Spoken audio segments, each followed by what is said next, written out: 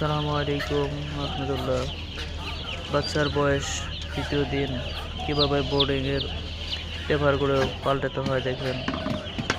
ওটা পাল্টানোর পর যে ভিজা বসিগুলো আছে সেগুলো বার করে দিতে হবে।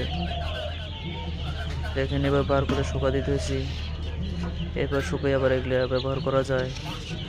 এরপরে বসিগুলো উলট পালট করে দিতে হয়, যাতে আপনার ভিজা বসি কিছু থাকলে যাতে মিক্স হয়ে যায়। এরপরে একদিক থেকে সুন্দর করে পেপার নিচে দিতে হবে, যাতে করে পেপার উপরে শুকনো থাকে, নাহলে তো পেপার ভিজে যাবে।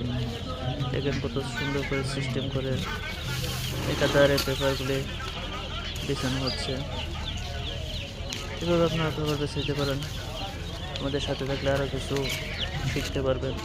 প্রতিদিন আমাদের নতুন নতুন আমি ভিডিও ছাড়তেছি, এবার সাথে থাকলে আরও কিছু শিখতে পারবেন। আমার সাথে থাকবেন, আমার চ্যানেলটাকে লাইক করবেন, কমেন্ট করবেন, আপনাদের পরামর্শ আমাকে দিবেন, যাতে আমার কোনো ভুল ত্রুটি থাকলে আমি সংশোধন হতে পারি, আপনাদের কাছে শিখতে পারি।